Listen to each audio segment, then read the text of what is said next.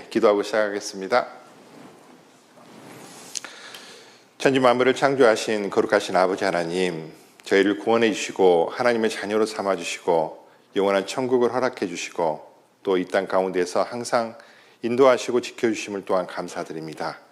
오늘 교회에서 하나님 말씀으로 성경 아카데미 시간을 갖게 하심을 감사드립니다.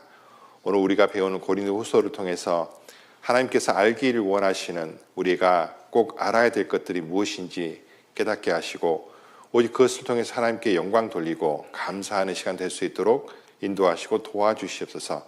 하나님 말씀을 마음에 두고 그 말씀이 그 마음속에 새겨져서 주를 바라보고 살아가는데 부족함이 없도록 도와주시옵소서. 오늘 모든 시종을 처음부터 끝까지 주께 의탁합니다. 언제나 우리를 사랑해 주신 예수님의 이름으로 기도하였습니다. 아멘. 자, 고린도후서 1장 1절부터 3절까지 말씀 읽고 시작하겠습니다.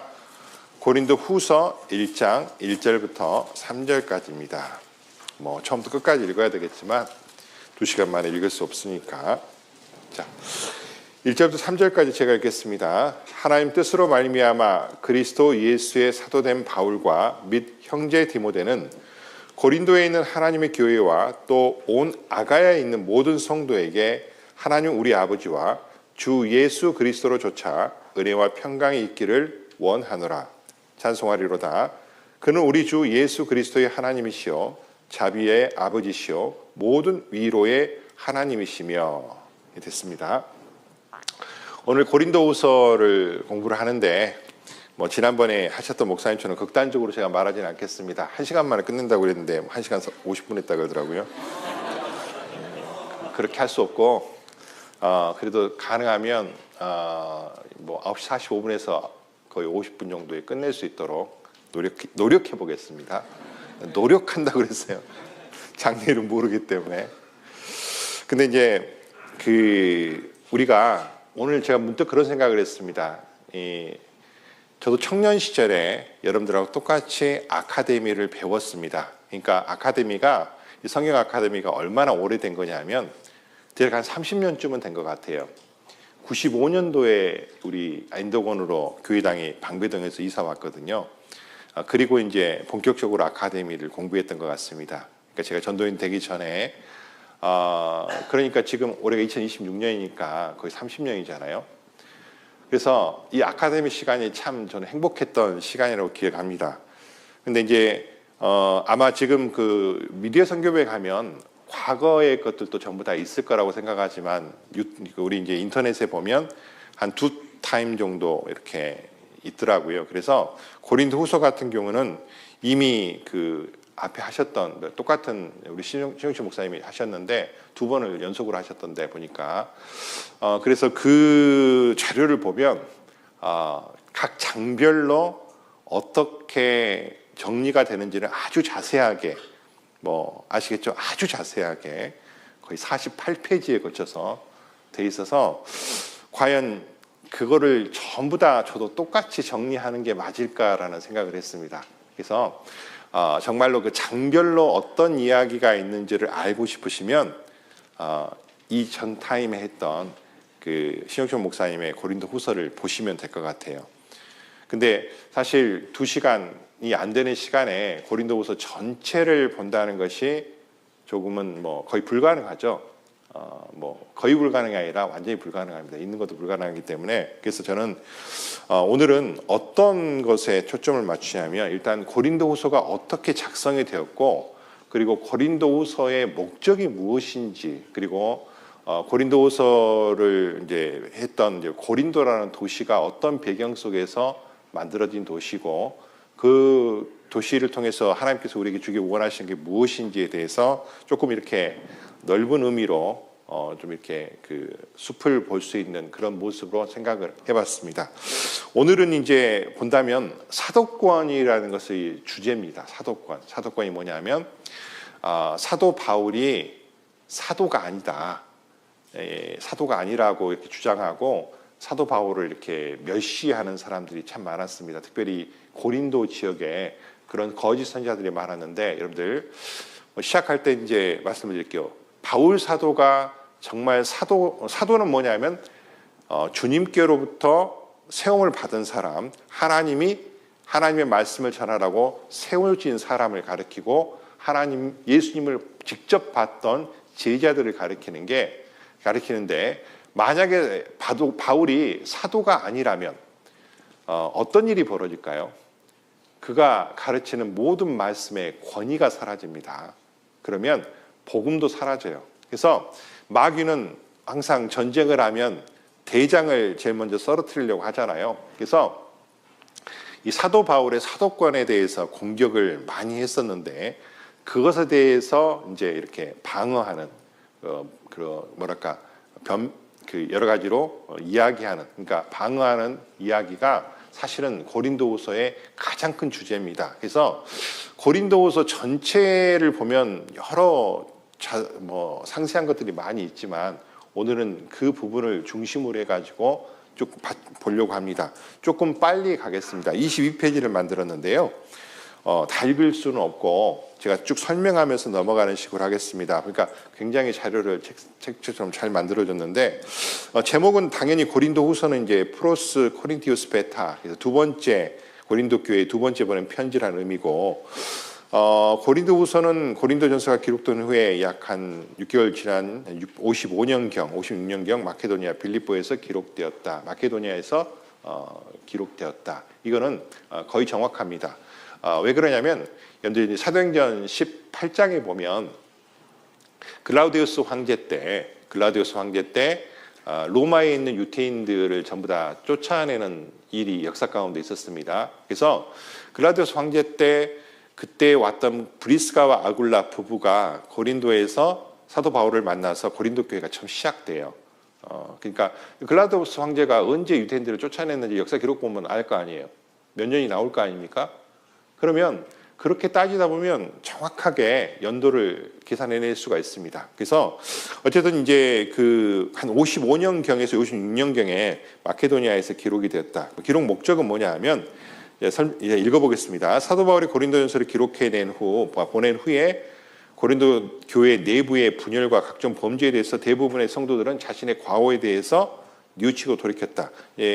고린도 전서를 보낸 이유는 고린도 교회에 꽤 많은 문제가 있었기 때문에 그 문제를 해결하기 위해서 이제 보낸 건데, 그걸 듣고 많은 사람들은 뉘우치고 돌이켰는데, 근데 이제 자기의 유익을 위해서 있었던 가짜 선지자들이 사도 바울이 거짓 사도들이 아예 이제 사도 바울의 서도권 자체를 부인하는 일이 계속 있었던 겁니다. 그래서 사도 바울은 자기가 세워진 것은 사람이 세운 게 아니라 하나님께서 내게 복음을 전하라고 세웠다는 것을 밝히고, 그리고 이제 유혹을 받아서 거기에 휩쓸린 성도들을 오해를 불식시키기 위해서, 또는 이제 끝까지 돌이키지 않은 사람들을 책망하기 위해서 기록을 했습니다. 그래서 바울의 사도권이 인정될 때 성도들은 바울에게 순종하게 된다. 여러분들 예를 들어서 이제 저 같은 우리 교회의 이제 목사님들이 말씀을 전할 때 이게 하나님께로부터 온 말씀이라는, 그리고 하나님께서 우리에게 주신다는 그런 믿음이 있을 때는 순종이 되죠. 근데 여러분들 저건 그냥 사람이 그냥 이렇게 한마디로 꼰대처럼 하는 말이야 라고 느낀다면 그게 순종이 되겠어요, 안 되겠어요? 안 됩니다. 여러분들 엄마 아빠 말도 잘 안 듣잖아요. 근데 이게 인간에게부터 온 이야기라고 생각이 되면 순종이 안 되거든요. 그래서 사도권이 중요한 겁니다. 그리고 이제 사도 바울은 고린도 교회를 세운 사람이기 때문에 당연히 거기 있는 성도들이 믿음이 온전해지기를 바라는 마음으로 기록했을 겁니다.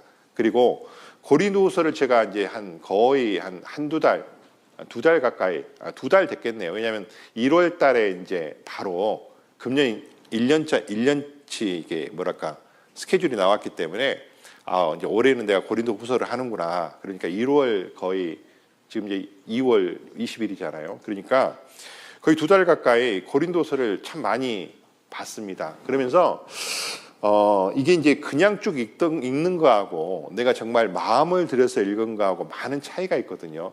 그중에 가장 큰 것이 뭘 있겠냐면 정말 이거는 눈물의 기록이다.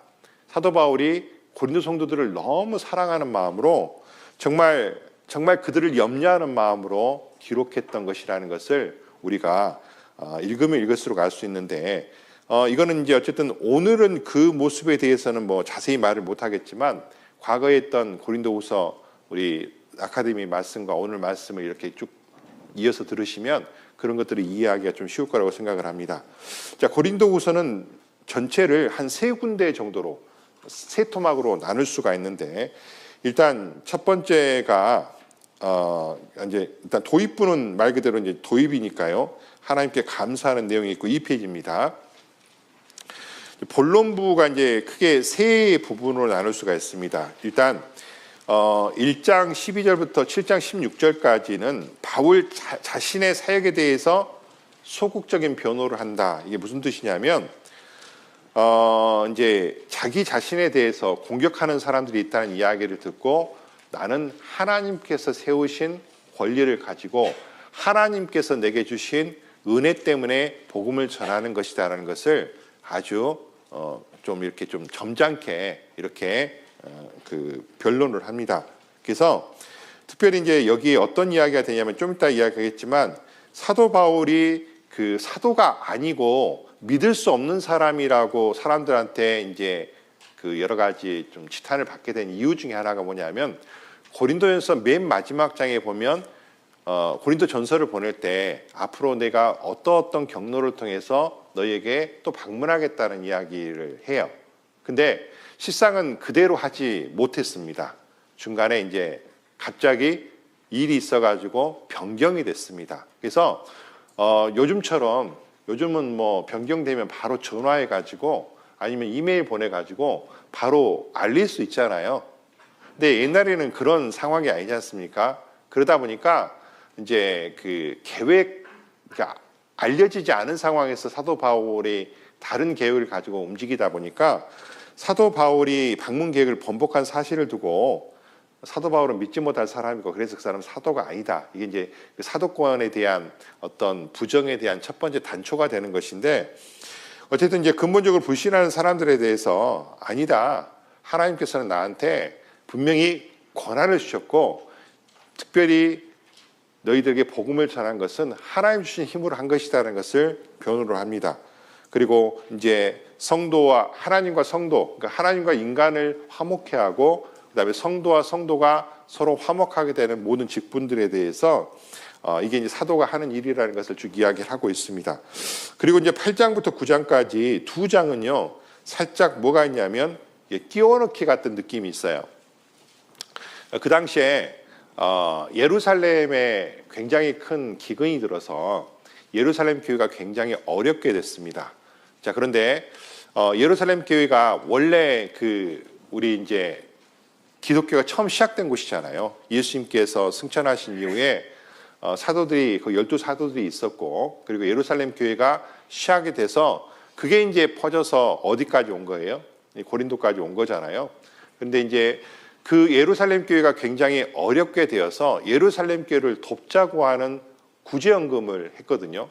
저희도 몇 년 전에 코로나 때문에 전 세계가 어려워졌을 때, 여러분들 코로나 시절에 참 감사하게도 저희 교회는 오히려 헌금이 늘었어요.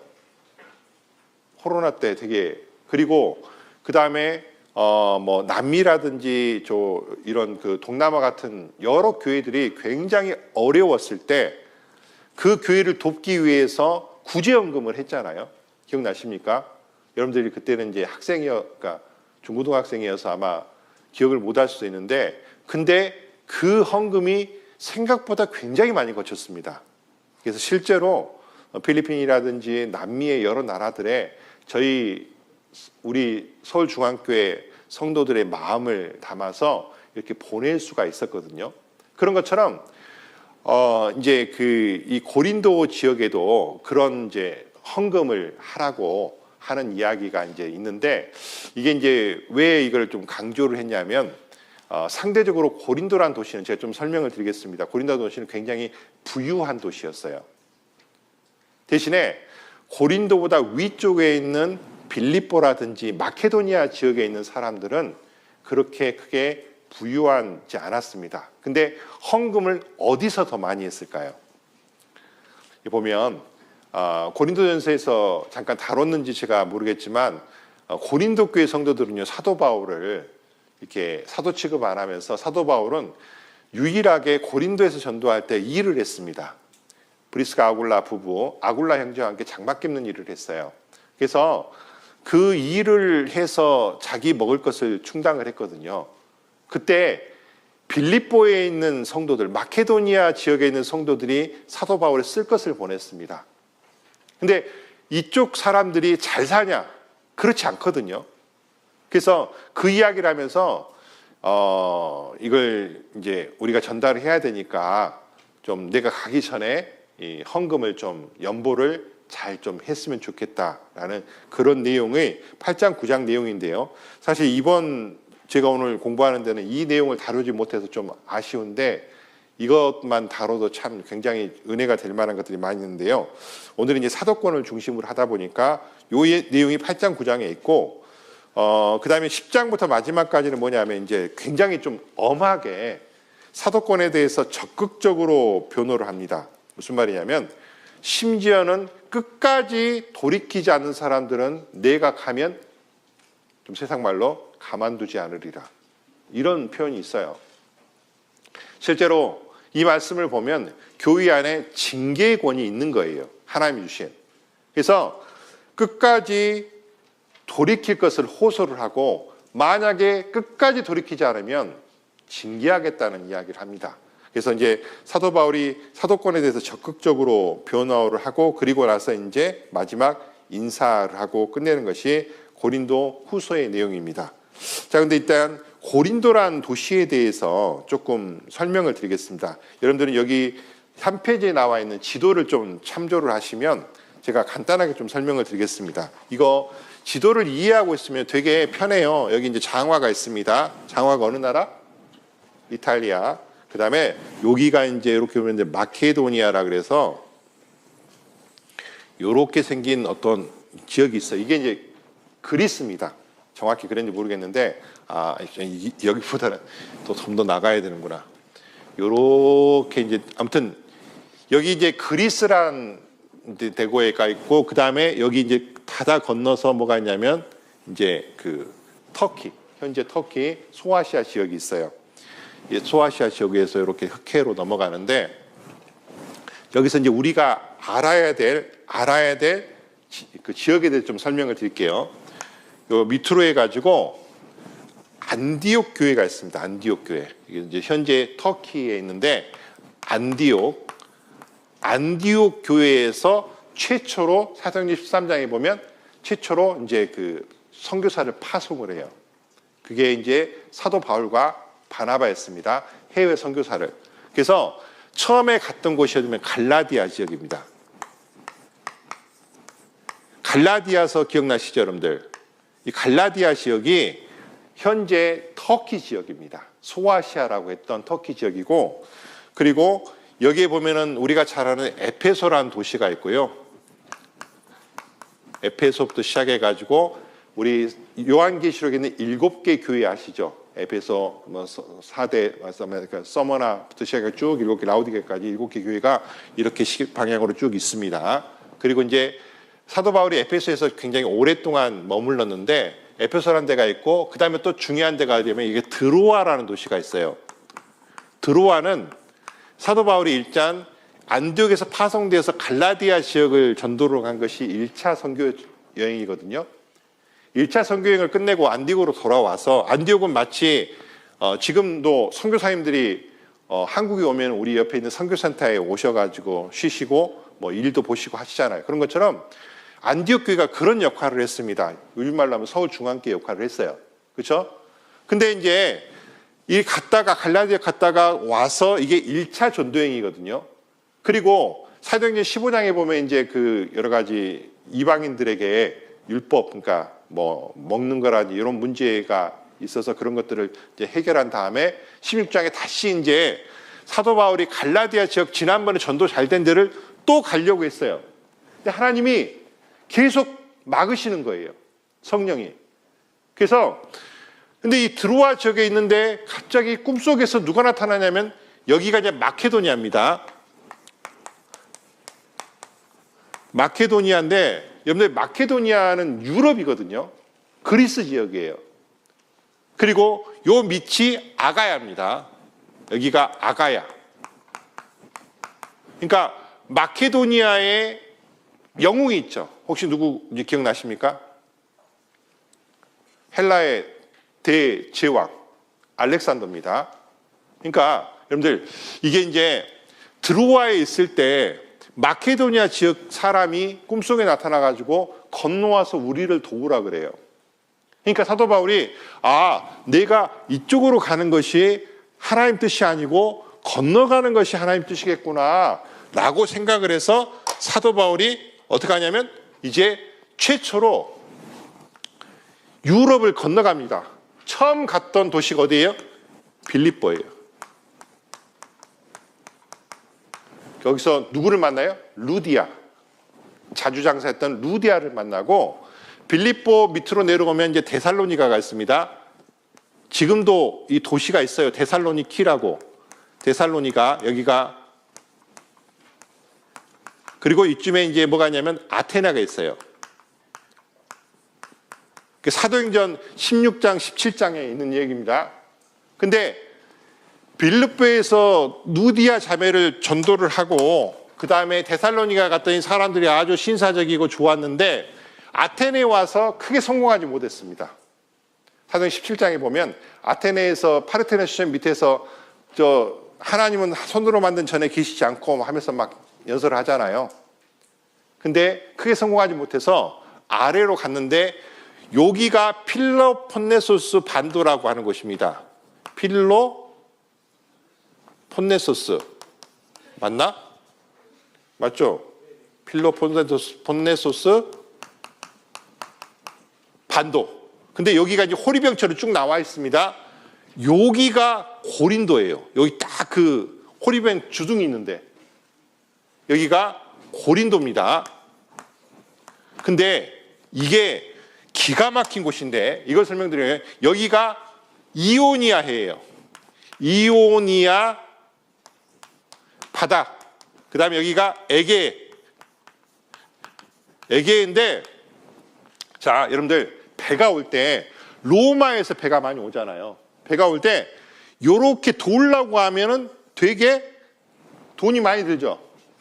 근데 여기가 아주 좁은 데가 제일 좁은 데가 6km예요. 그러니까 배를 여기서 배가 도착해가지고 물건을 내리고 육로로 이송을 한 다음에 여기서 배를 타고 가면 훨씬 싸요.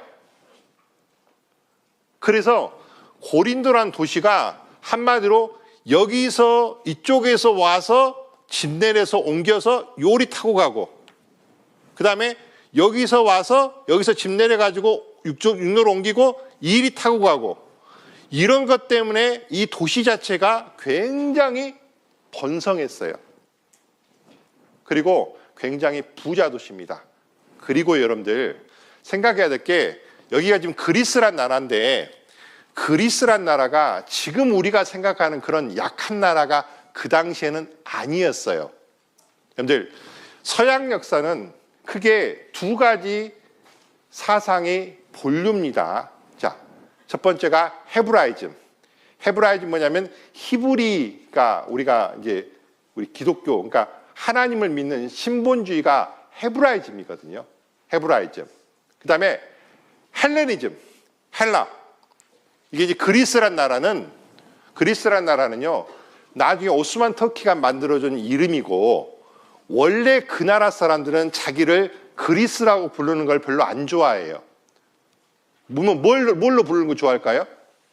헬라라고 부르는 걸 좋아해요. 헬라스. 왜냐하면 자, 조금 더 앞으로 가보겠습니다. 그 전까지는 전 세계를 지배했던 나라가 일단 첫 번째 이쪽에 바벨론이 있었죠. 맞죠? 그 다음에 어디가 있었습니까? 페르시아가 있었습니다. 바벨론과 페르시아가 전 세계를 지배했어요. 근데 딱 여기를 중심으로 해서 이쪽은 서양이고 이쪽은 동양인데 서양의 입장에 봤을 때는 여기가 다 바벨론이든지 페르시아든지 동방이잖아요. 근데 서양이 최초로 전 세계를 지배한 국가가 어느 나라입니까? 마케도니아 영웅 헬라의 알렉산더가 전 세계를 지배했단 말이에요. 그리고 로마가 지배를 했어요. 그래서 서양 사람들은 이 헬라에 대한 굉장한 자부심 내지는 어떤 문화의 어떤 뿌리 내지는 향수 같은 걸 갖고 있어요. 그래서 로마란 나라는 굉장히 큰 나라지만 문화 자체는 완전 헬라 문화가 기본에 있습니다.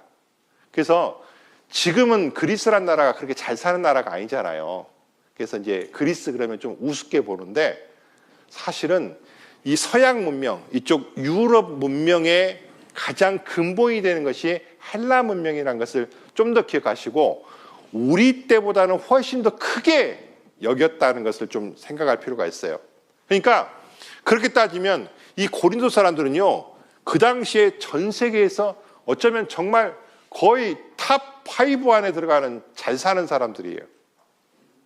그러면 물어볼게요. 그렇게 잘 사는 사람들이 많이 모여있는 동네 같으면 똑똑한 사람이 많을까요? 세상적으로 조금 둔한 사람이 많을까요? 당연히 머리 잘 돌아가고 돈 많이 벌고 똑똑한 사람 많을 거 아니에요. 원래 고린도 전서의 이제 이야기인데 사도 바울이 전도를 하려고 갔다가 핍박이 있으니까 가려고 그랬어요. 사도행 18장에 보면. 근데 하나님이 꿈속에 나타나가지고 이 동네에 그러니까 이 고린도에 내 백성이 많다. 그러니까 두려워하지 말고 말을 해라. 그래서 사도 바울이 고린도에 18개월을 머물게 됩니다. 그리고 전도를 한 게 고린도 교회예요. 자, 18개월 동안 많은 사람이 구원을 받았습니다. 근데 여러분들 고린도 전서 지난달에 배워봤지만 고린도 전서가 보면 현재 교회에서 벌어질 수 있는 문제란 문제는 다 있어요. 보면은 서로 편당이 있고, 그 다음에 형제들끼리 싸워갖고 재판 나가고, 음행이 있고, 뭐, 아무튼, 엄청 뭐가 문제가 많거든요. 뭐, 제사 문제, 막 이런 것들. 그러니까, 하나님도 필요하니까 놔둔 것 같아. 근데 봐봐요. 생각해봐요. 이게 순종적이고, 이렇게 착한 사람들이 있는 교회 같으면 그런 일이 별로 없을 거 아니에요. 근데 이제 세상적으로 너무 똑똑한 사람이 많아가지고, 구원은 받았지만, 육신이 변하지 않은 사람이 많은 거예요. 그래서 그런 많은 문제가 고린도 교회에 있었단 말이에요. 자, 그런 상태에서 한번 여기 이제 고린도에 대해서 한번 이제 설명본 제가 읽어보겠습니다. 자, 3페이지 맨 밑에 보면 읽어볼게요. 아덴, 서쪽 64km, 펠로폰네소스 반도에 위치한 아가야주의 수도이며, 그러니까 그리스의 북쪽은 마케도니아고 아래쪽이 아가야입니다. 항구 도시고 지중해 연안 국가 해상교통과 무역의 중심지였고 동시에 안전한 항해를 기원하는 각 나라와 각 민족의 우상들이 총집결한 현란한 우상의 도시였다. 자, 4페이지입니다.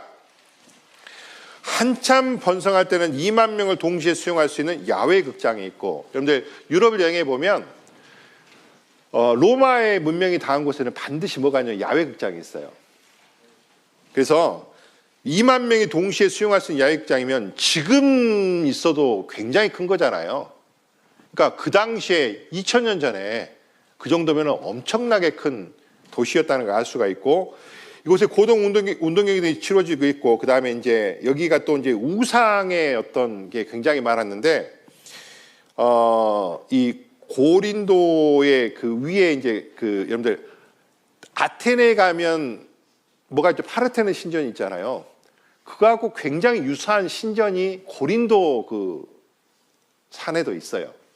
그래서 거기에 이제 수많은 이제 어떤 우상들이 있었어. 그 다음에 창기들이, 우상을 섬기는 창기들도 있었습니다. 그리고 이제 부유한 도시 고린도인데, 고대 고린도는 그리스에서 가장 중요하고 부유한 도시 중 하나로 서쪽으로 이오니아해와 동쪽으로 에게해를 두고 항해자들이 필로폰네소스를 빙 돌아서 항해하는 것보다 고린도를 통과해서 화물을 운송하는 것이 훨씬 경제적이니까 이 적절한 지역을 위치로 무역 활동이 수월하기 때문에 부를 추적할 수 있었다. 그래서 고린도에 살았던 유명한 사람으로 노예였던 이솝을 들 수 있다. 여러분 이솝 아시죠? 이솝이라는 사람은 노예 신분이었지만 우리가 잘 아는 우리 어렸을 때 이솝과 다 책 봤잖아요. 그 다음에 이제 시지프스 신화의 배경도시인 시지프스 신화가 뭐냐면 이거예요. 그 고린도 앞산에 있는데 고린도 이제 그 그리스 신화에 보면 자 이게 이제 돌을 메고 시지프스라는 신화 때 돌을 메고 이렇게 올라가라 그래요. 근데 올라가면 어떻게 돼요? 다시 또르르 떨어지고. 그래서 여기서 또 막 올라가면 꼭대기에서 또 또르르 떨어지고. 그래서 이제 영원히 계속 올리기만 하는 그 벌을 받은 그런 혹시 들어보셨어요? 그런 이제 어떤 신화의 배경 도시입니다. 그 앞산이 그 산이었대요. 사람이 지어낸 얘기겠지만 어쨌든 그래서 이제 그 시지프 신화의 배경 도시 굉장히 그러니까 고대로부터 굉장히 유명한 곳입니다. 그리고 이제 사진을 제가 4장을 놨는데 이거 제가 직접 찍은 건데 제가 2008년도에 갔었는데요.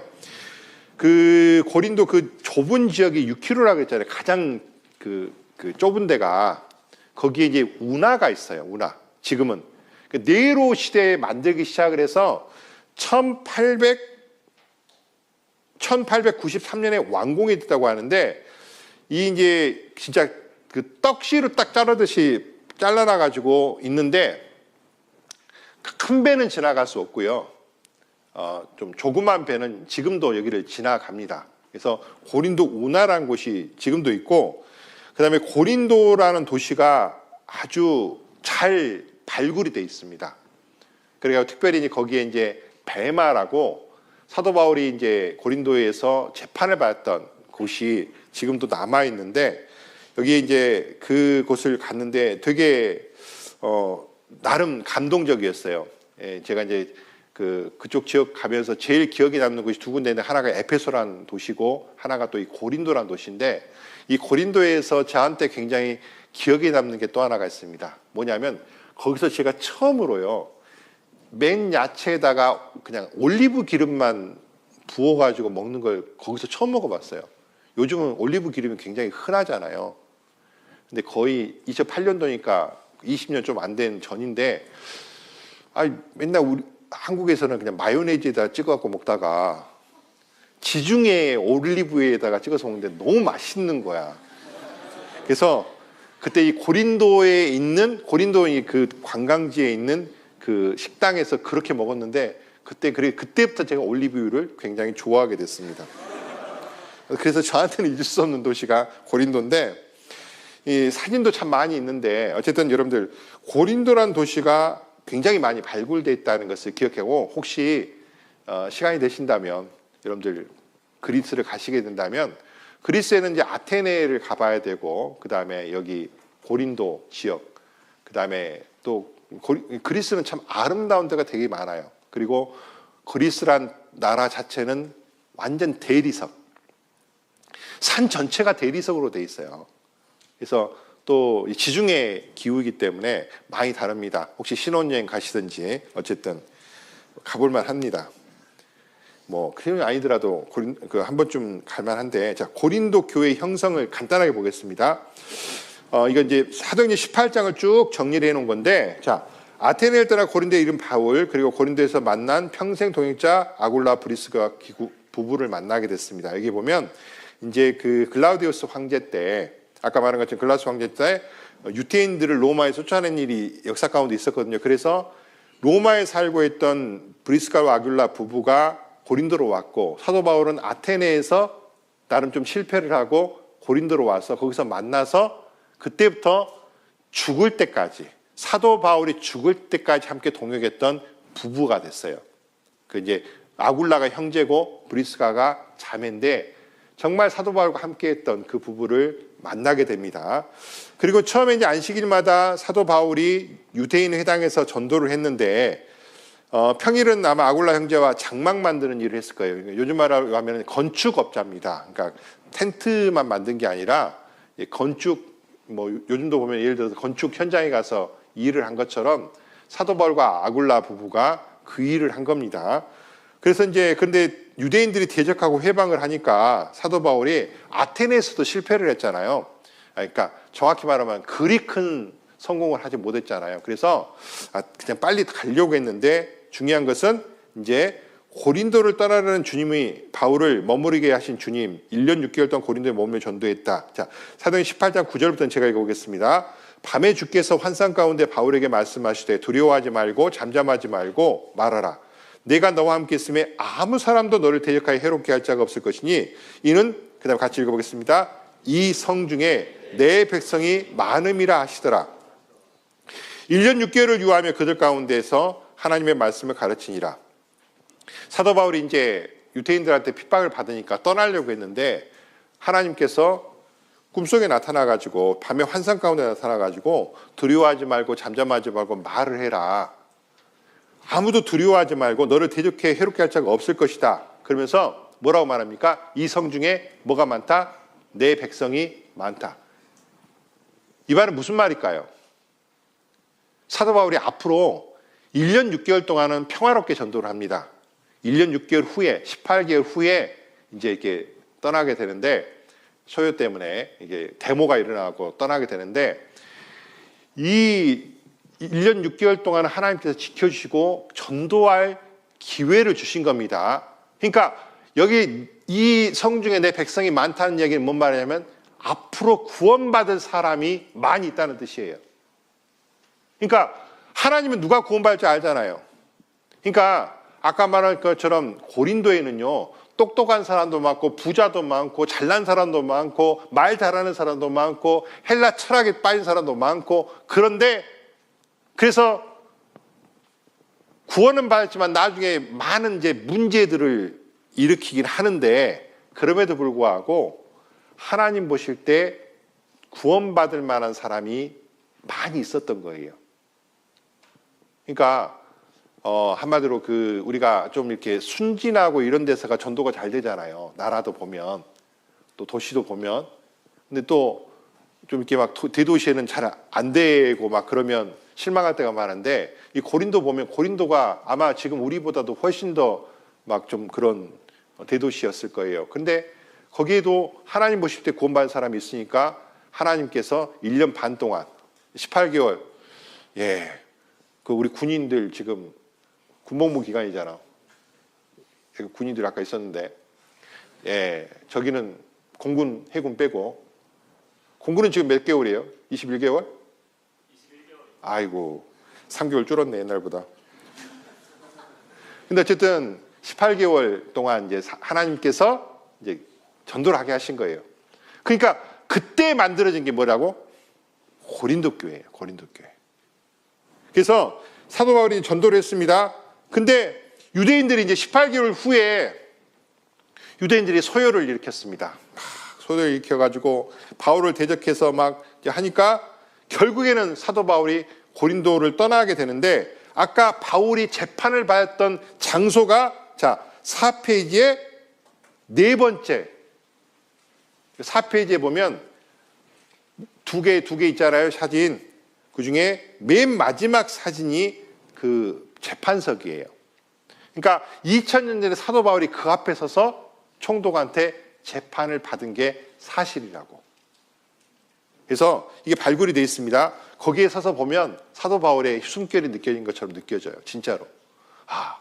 우리 사도 바울이 여기서 재판을 받았겠구나. 제가 로마에 갔을 때 로마에 가면 사도 바울이 이제 목 잘려 죽은 데가 있거든요. 거기서 보면은 마음이 슬퍼요. 사도 바울이 여기서 마지막 믿음의 승리를 하고 순교를 당한 곳이구나. 뭐 이런 느낌도 있고. 아무튼 여기 보면 이제 에페소에 가면 거기에 보면 이제 그 셀수스 도서관이라고 있거든요. 그게 이제 두란노 서원인지 아닌지는 잘 모르겠어요. 근데 어쨌든 그 큰 도서관이 있는데 그리고 거기에 십자가 모양의 침례 그 장을 갖춘 교회 터가 발견이 됐어요.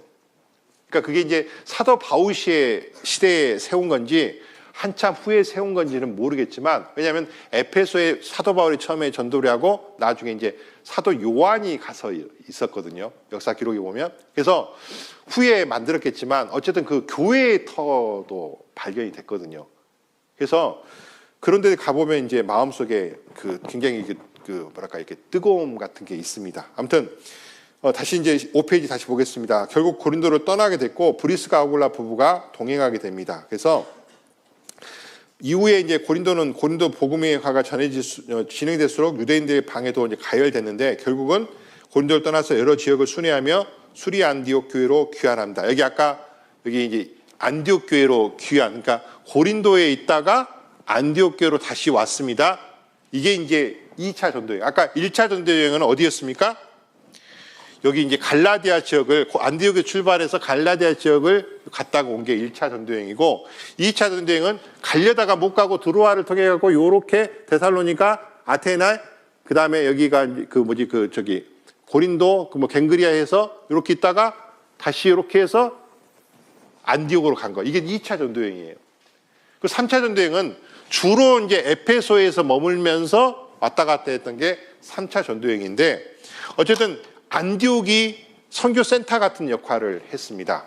근데 성경에는 안디옥이 두 군데가 있어요. 여기가 이제 수리아 안디옥. 현재 지금은 여기가 그 터키 지역이지만 이 밑에가 시리아 나라가 있잖아요. 시리아라는 나라. 그래서 수리아 안디옥이고 이 안에 가면 비시디아 안디옥이라고 또 있어요. 비시디아 안디옥. 이게 이제 사도행전에 보면 있는 지명인데 안디옥은 안디옥이지만 지역이 다릅니다. 그래서 수리아 안디옥, 비시디아 안디옥. 근데 선교 센터가 역할한 것은 수리아의 안디옥이라는 것을 알고 있으면 좋겠습니다. 자, 6페이지입니다. 근데 이제 그런 도시의 배경이 있다 보니까 세속주의에 빠진 고린도 그리고 고린도 교회 성도들, 자, 도시의 지형적인 이점으로 인해서 부유해진 고린도 도시의 시민들의 삶의 스타일은 세속적, 당연히 이제 잘 사니까 세속주의가 됐는데 바울 사도 당시에 고린도인처럼 산다는 말은 도덕적인 기준을 포기한 채 매우 세속적인 죄에 몰두해서 삶을 산다는 의미였다. 한마디로 여러분들 잘 살게 되면 뭐가 발달하죠? 술 마시고 노는 거 이런 것이 발달하잖아요. 똑같아요. 그래가지고 고린도인들이 굉장히 도덕적으로 문란한 생활을 했던 그런 사람들이란 뜻입니다. 그래서 실제로 지금도 영어 단어에 코린티안이라는 단어가 있는데 이게 사치스런 방탕한 남봉꾼 뜻으로 지금도 사용이 됩니다. 고린도 사람들 같은 이런 거예요. 그러니까 고린도 사람들이 그만큼 아주 좀 이렇게 도덕적으로 옳지 못한 행동을 많이 했습니다. 그런 데서 교회가 생긴 거예요. 그러다 보니까 그 세속성을 극복하지 못하고 부도덕에 빠져서 죄에 물든 사람들도 구원받은 사람이지만 꽤 있었던 겁니다. 여러분들 아시죠? 고린도 전서에 보면 자기의 계모, 그러니까 자기의 생모가 아닌 계모하고 성관계를 가져가지고 그 바울이 그냥 쫓아내라 그랬잖아요. 그러니까 그것이 세상 사람들도 그렇게 하지 않는 죄를 짓는 일이 고린도 교회에 있었다는 얘기잖아요. 그래서 이 고린도 교회는 정말 현대 교회의 문제의 어떤가 굉장히 많은 그 모든 문제를 다 갖고 있는, 그래서 고린도 전서가 자세히 공부해 보면 교회 안에 일어날 수 있는 수많은 죄들에 대해서 어떻게 해야 될 거니까 고린도 전서를 보면 알 수가 있어요. 그래서 이제 고린도는 우상 숭배로 아주 유명한 도시였고, 그리고 여기 고린도 아크로폴리스, 이 산이 아까 말한 저 시지프스 신화에 나오는 저 산이고, 그리고 이 위에도 보면 이제 그 신전이 있잖아요. 파르테논 신전하고 별반 내 눈에는 똑같이 보이는데 물론 크기 같은 게 좀 차이가 있고 그러겠지만 비슷해요. 거기에 신전이 있었고 거기에 수많은 그 매춘 창기들이 있었고, 그래서 고린도 사람들은 굉장히 뭐였다? 문란한 사람들이 많았다. 그래서 그런 영향을 받은 곳이 고린도다. 자, 고린도는 한마디 말해서 굉장히 잘난 사람도 많고 똑똑한 사람도 많고 말 잘하는 사람도 많고 많이 배운 사람도 많고 죄가 많은 사람도 많고, 근데 거기에 또 구원받은 사람들이 있고, 이제 그런 좀 약간 혼란스러운 그런 도시였다는 것을 기억할 필요가 있습니다. 7페이지입니다.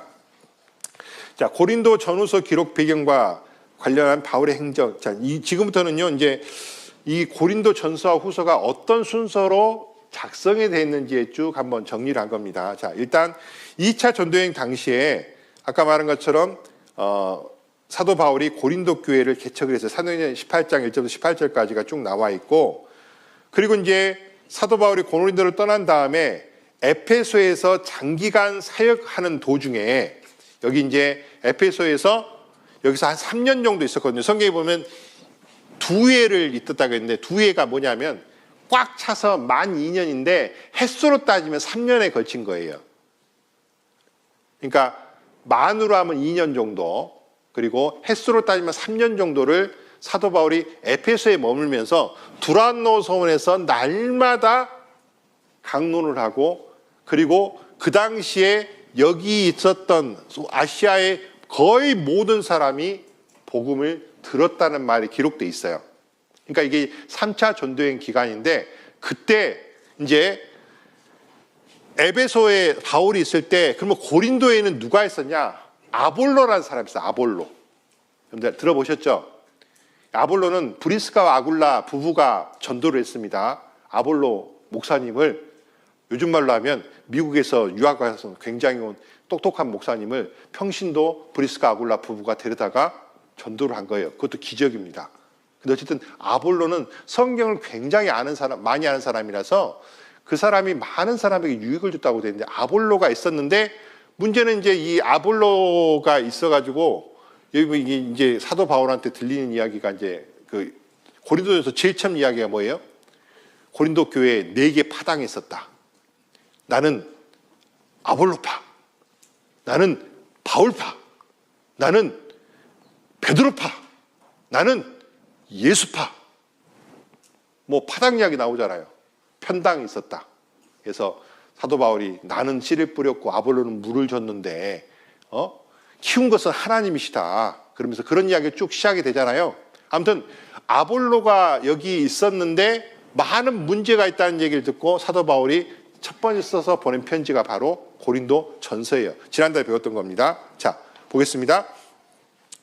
이게 이제 에베소 장기에 사역할 때, 자, 이 보면 이제 작은 원 1번에 보면 아마도 이때 현재 사라진 첫 번째 편지를 썼던 것 같습니다. 왜 그러냐면 고린도전서 5장 9절에 내가 너에게 쓴 것은 음행하는 자를 사귀지 말라 했거든요. 아까 그 자기 아버지의 아내를 취했던 그 죄를 책망을 하면서 전에 내가 한번 써서 보냈는데 음행하는 자를 사귀지 말라 하지 않았느냐. 그러니까 고린도전서 전에 한번 편지가 간 게 맞아요. 근데 아직은 그거는 남아있지 않습니다. 그 이제 하나님께서는 그런 성경으로 생각을 안 하신 거겠죠. 어쨌든 편지. 그랬는데 이제 사도 바울이 그 고린도의 여러 가지 문제를 듣고 고린도전서를 기록해서 보냈어요. 그리고 그걸 권면하기 위해서 보냈는데, 그리고 그 고린도전서 맨 마지막에 사도 바울이 에페소를 거쳐서 마게도냐를 거쳐서 다시, 그러니까 에베소에서 드로아를 통해서 마게도냐를 가서 그 다음에 고린도에 가서 다시 이렇게 해서 돌아와서 예루살렘으로 가겠다라고 하는 여행 계획을 밝힙니다.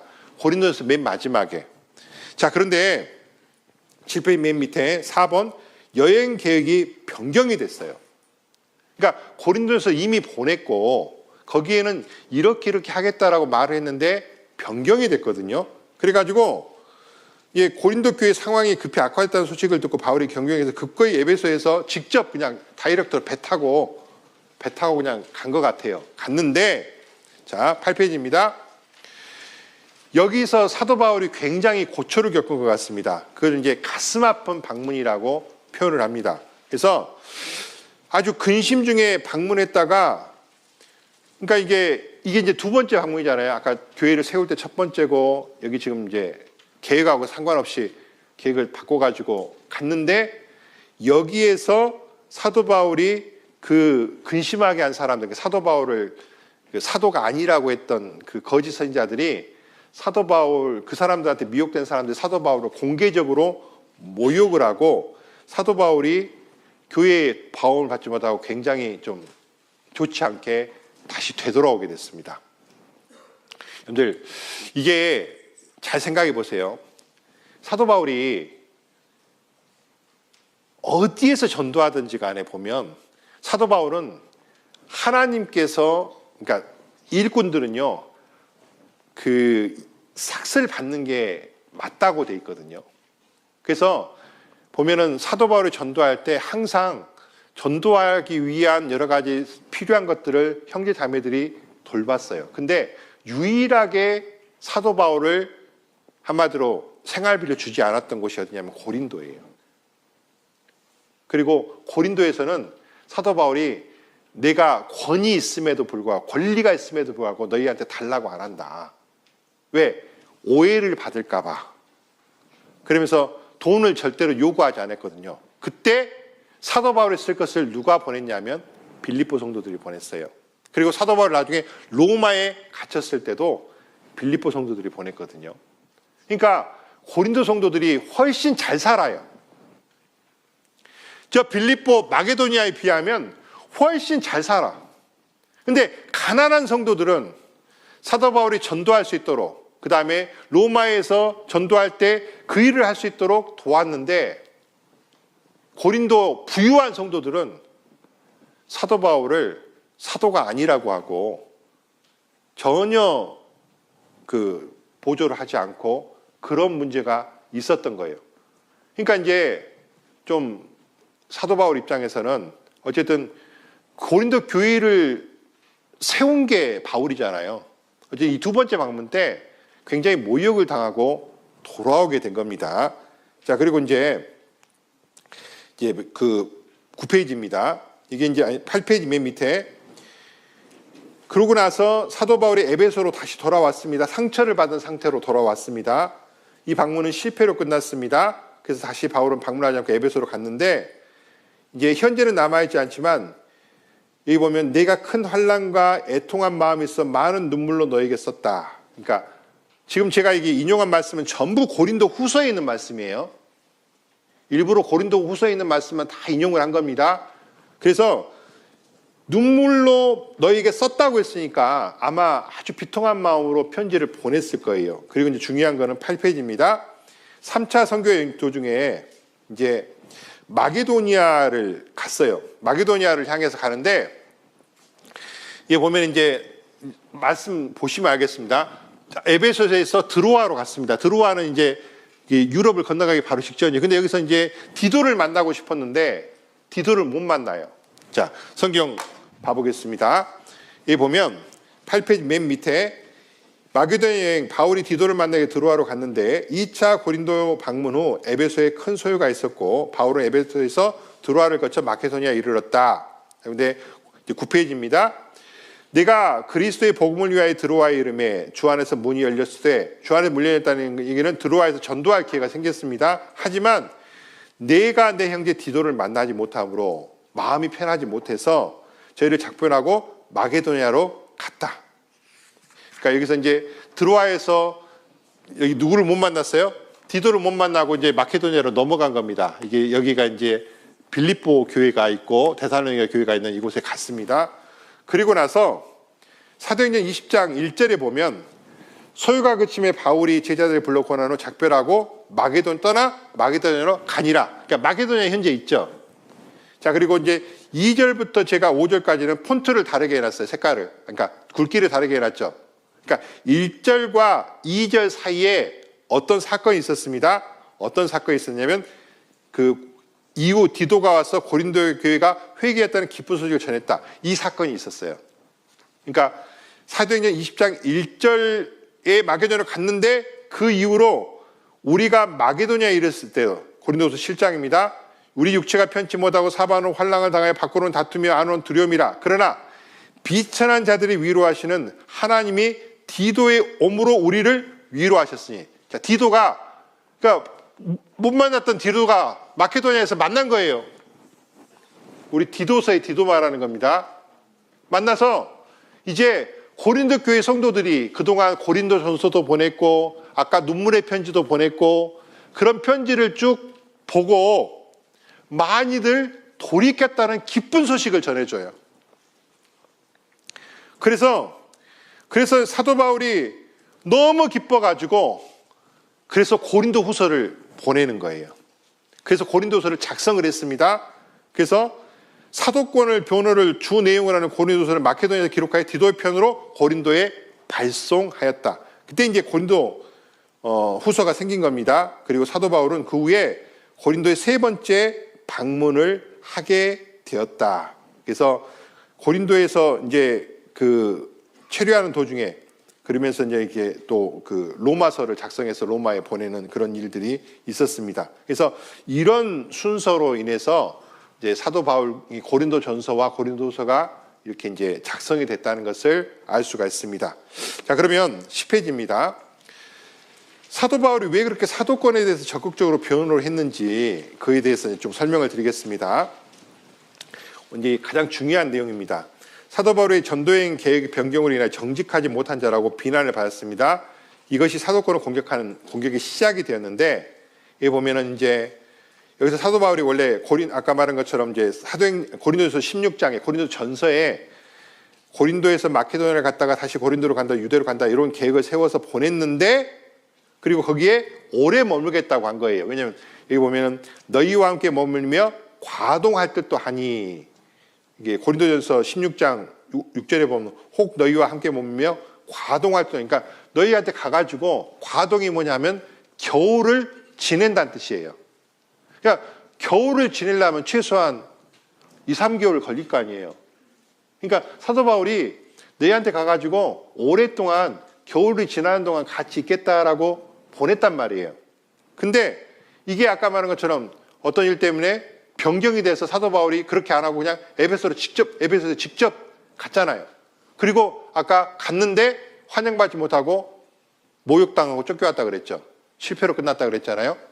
그래서 근데 이제 이렇게 했기 때문에 계획이 변경됐습니다. 그래서 이게 사도 바울이 이제 고린도 교인들이 바울을 비난하게 됐는데, 이제 성경에 이렇게 되어 있습니다. 고린도서 1장 23절입니다. 내가 내 영혼을 두고 하나님을 불러 증거하게 하시노니 다시 고린도에 가지 않은 것을 너희를 아끼려 함이라. 그리고 이제 17절 잠깐만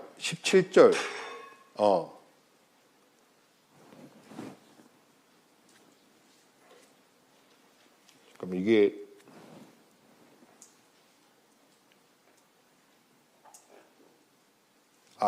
여기 그 맨 위에 그 10페이지 맨 위에 있는 고린도후서 1장 17절입니다. 이렇게 경영할 때 어찌 경홀히 하시오. 그러니까 한마디로 계획을 바꿨는데 이걸 어떻게 경홀히 했겠냐. 혹 경영하기를 육체를 쫓아 경영하여 예하고 아니라는 일이 내게 있었겠느냐. 이게 되게 좀 어렵거든요. 그래서 쉬운 번역으로 표현해보면 이렇습니다. 자, 쉬운 성경 번역은 이렇게 됐어요. 중간입니다. 내가 깊이 생각하지도 않고 이런 계획을 세웠을 것 같습니까? 그러니까 한마디로 여행 계획을 변경한 것에 대해서 계속 비난을 하니까 인간적인 동기로 계획을 세워 마음으로 아니오라고 생각하면서 말로 예 그렇습니다라고 할 것 같습니까? 현대의 성경 번역은 내가 이런 계획을 세우는데 경솔히 했겠습니까? 내가 이기적인 동기에서 경솔하게 계획을 세우고 쉽게 예 했다가 같은 입으로 금방 아니오라고 할 수 있었겠습니까? 이게 이제 갑자기 한 게 아니라는 것을 이제 변명을 하는 겁니다. 근데 이제 그 고린도에 있는 거짓 선지자들이 사도 바울을 비난하는 핵심이 뭐냐면 사도 바울은 말을 바꾸는 사람이다. 말을 쉽게 바꿔서 신뢰할 수 없고 이중적인 사람이고 계획이 불확실한 사람이라는 비난을 한 겁니다. 그래서 바울은 말만 하고 안 지키니 신뢰할 수 없는 사람이다. 자기 말도 지키지 않는 사람이 무슨 사도냐? 뭐 이런 비난이 생기기 시작한 겁니다. 근데 사도 바울은 왜 계획을 변경했는지 이유를 이렇게 이야기합니다. 다시 고린도로 가지 아니한 것은 너희를 아끼려 함이라. 너희를 보호하고 상처를 주지 않기 위해서 했다라고 이야기를 해요. 그래서 11페이지입니다. 그래서 사도 바울은 이제 감정적으로 책망하기보다 회개할 주기를 위해서 방문 기회를 늦춘 것이고 목적은 사랑 때문에 여기 바뀌게 되었다라고 이야기를 하는데, 이게 이제 그 단순한 여행 일정 변경하는 문제가 아니라 사도권을 공격의 시발점이 됐는데, 그때부터 이제 바울이 사도가 아니라고 거짓 선지자들이 공격을 했는데 그 내용을 쭉 보겠습니다. 자, 첫 번째가 바울이 말을 바꿔 신뢰할 수 없는 사람이라는 공격을 했고, 두 번째는요, 사도 바울은 고린도서 10장 10절에 이렇게 됐습니다. 저희 말이 그 편지들은 중하고 힘이 있으나, 사도 바울이 편지를 읽어보면 힘이 있고 중하다. 근데 몸으로 대할 때 직접 만나보면 약하고 말이 시원치 않아. 이게 무슨 뜻입니까? 외적으로 볼 때 좀 권위가 없어 보인다는 거예요, 사도 바울이. 왜 그러냐면 직접 보면 약해 보인다. 외모에 권위가 없다. 말이 뛰어나지 않다. 자, 전해진 말에 의하면 사도 바울은요, 자, 대머리였습니다. 확실해요. 그리고 매부리코였어요. 그리고 팔이 길었대요. 안짱다리. 그리고 눈이 안 좋았어요. 한마디로 여러분들 앞에 나온 목사님이 잘생기고 핸섬하면 일단 눈이 가죠. 거기다 말까지 잘해봐. 그러면 좋은데 문제는 딱 보니까 좀 그렇게 생겼어. 사도 바울이 그렇게 생긴 쪽에 속한 거예요. 이해가 되세요? 대신에 그 당시에 거기 있던 자들은 잘생기고 헌칠하고 말도 너무너무 잘하는 거예요. 헬라 철학에 그냥 막 너무 그냥 멋있는 말을 막 철학적으로 과학적으로 쩍쩍하게 막 한단 말이에요. 그러니까 고린도 성도들을 봤을 때 편지를 읽어보면 저 사람이 힘이 있는데 막상 만나보면 약하고 말이 시원치 않아. 이게 두 번째고요. 그 다음에 바울이 고린도서 11장 6절에 보면 내가 비록 말에는 졸하나 지식에는 그렇지 아니하니. 자, 비록 내가 말은 좀 못해. 하지만 내가 지식이 없는 게 아니야. 여러분들 사도 바울은요, 지식이 굉장히 많은 사람이었습니다. 요즘 말로 하면 우리나라 치면은 서울대학교를 나온 사람이고 저기면 하버드 대학을 나온 사람이에요. 왜냐하면 사도 바울은 이제 예루살렘에 가가지고 유학을 가서 원래 이제 사도 바울이 저기 다소 어디지? 사도 바울 맞나? 길리기아 다소에서 태어나서 예루살렘 가가지고 유학해서 거기서 최고학부에서 공부를 했으니까 맞잖아요. 그러니까 사도 바울은 굉장히 지식이 많은 사람인데 문제는 이제 설교가 그렇게 시원치 않았나 봐요.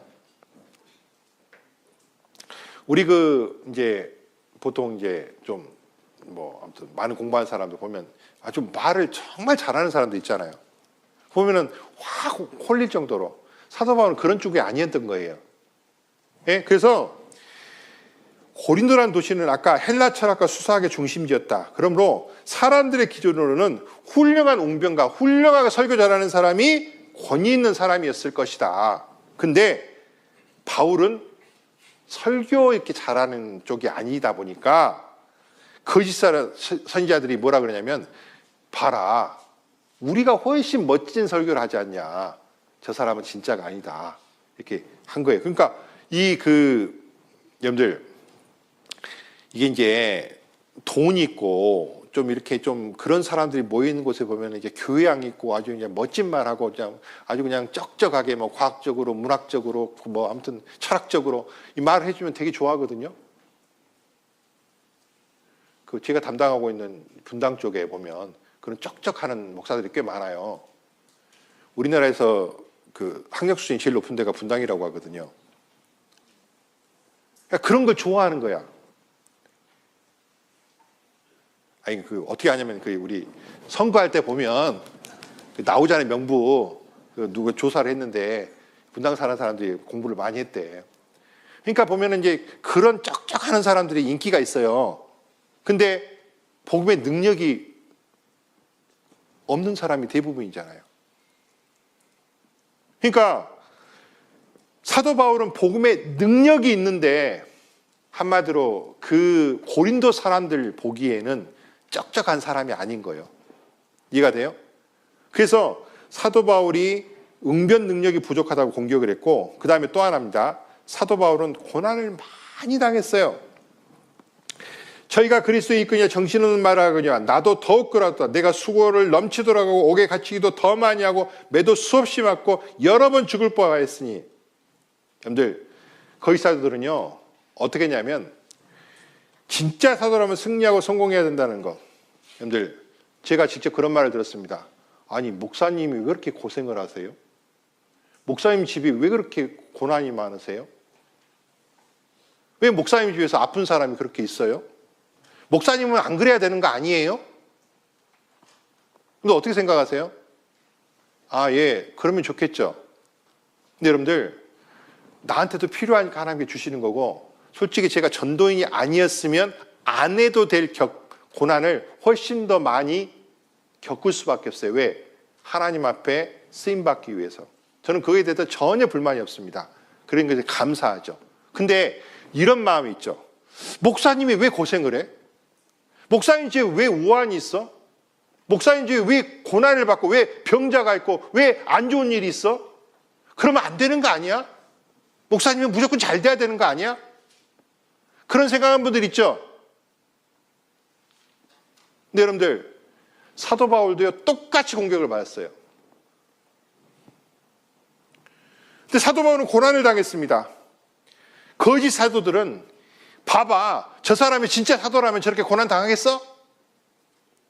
오히려 그 고난 당한 것을 사도권을 부정하는 증거로 사용했어요.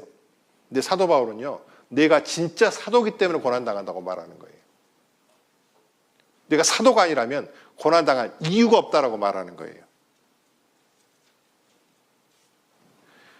그리고 이제 추천서가 없는 사람이란 공격. 요즘 말로 하면 그 당시에 이제 이렇게 누군가 사람이 쏘는 추천서를 갖고 다녔나 봐요. 요즘 말로 하면 졸업장입니다. 졸업장. 아니, 그 미국의 유명한 신학교에 졸업장이 있어야지. 여러분들 아세요? 서울 시내, 경기도권의 큰 교회에 가기 위해서는 반드시 뭐가 필요한지 아세요? 대한민국에서? 미국 신학교 졸업장이 필요해요.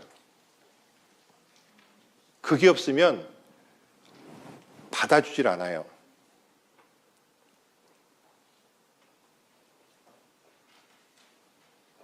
최소한 신학교 졸업장 똑같아요. 근데 사도 바울은 자 보시오. 고린도 3장 1절에 우리가 어찌 어떤 사람처럼 천거서를 너희에게 붙이거나 혹 너희가 맡거나 할 필요가 있느냐? 12페이지입니다. 거짓 사도들은 사람이 만드는 공식 추천서를 가지고 있었다. 그러나 바울은 그렇지 않았다. 바울의 답변은 고린도 교회와 성도 자체가 뭐다? 추천서였다. 봐봐요. 고린도 교회가 누구 때문에 생긴 거예요? 고린도 교회 성도들이 누구 때문에 구원받고 하나님을 자녀가 됐어요? 사도 바울이 복음을 전해서 된 거잖아요. 그러면 사도 바울이 하나님의 사도라는 가장 큰 증거가 뭐예요? 구원받은 사람들이에요. 사도 바울 때문에 구원받고 삶이 바뀌고 영생을 소유하게 됐고 천국의 소망을 두고 사는 사람들이 그게 진짜 사도라는 증거예요. 여러분들, 어떤 목사님이 어떤 교회가 진짜 교회일까요? 죄인이 와서 구원받고 하나님을 바라보며 천국을 바라보며 자기 삶을 바꾸고 영원한 천국을 향해서 세상 사람들과 같은 죄에서 벗어나서 삶이 바뀌고 하나님을 바라보며 전도하고 구원받은 사람이 늘어나고 이게 진짜 교회라는 증거 아니에요? 어떻게 생각하세요? 사도 바울에게도 저 사람은 추천서가 없는 사람이야. 우리는 졸업장 갖고 다니는데 쉽게 말해 추천서 있는데 쟤는 없어. 사도 바울은 없지 당연히. 그냥 있는 사람 데려다가 하나님께서 불러가지고 전도했는데 그 이야기입니다. 그 다음에 또 보면 6번째가 이거는 이제 직접 고린도후서는 없지만 이런 공격을 받았을 겁니다. 암시적 공격입니다. 12제자 중에 하나가 아니었어요. 그렇죠? 그래서 거짓 사도는 진짜 사도가 아니라고 주장했을 가능성이 큽니다. 이에 대해 바울은 말합니다. 사도의 표된 것은 내가 너희 가운데 모든 참음과 표적과 기사와 능력을 행한 것이라. 사도 바울은 예수님을 다메섹 도상에서 만났어요. 그래서 이제 사도 바울은 사도권에 대해서 적극적으로 변호를 했습니다. 왜냐하면 고린도 교회 성도들은 고린도 전서를 통해서 회개하고 바울을 사도로 받아들였으나 아직도 고린도 교회에는 거짓 사도들이 남아 있었습니다. 그들은 여전히 바울 사도를 비난했고 바울은 사도가 아니며 자기들이 진짜 사도라고 주장을 했어요. 그래서 고린도후서 11장 13절에 보면 저런 사람들은 거짓 사도요 괴로웠거니 자기를 그리스도의 사도로 가장하는 자들이라. 이것이 이상한 일이 아니라 사단도 자기를 광명의 천사로 가장하나니 그러므로 사단의 일꾼들도 자기를 의의 일꾼으로 가장한 것이 또한 큰일이 아니라 저희 결국은 그 행위들이 되리라.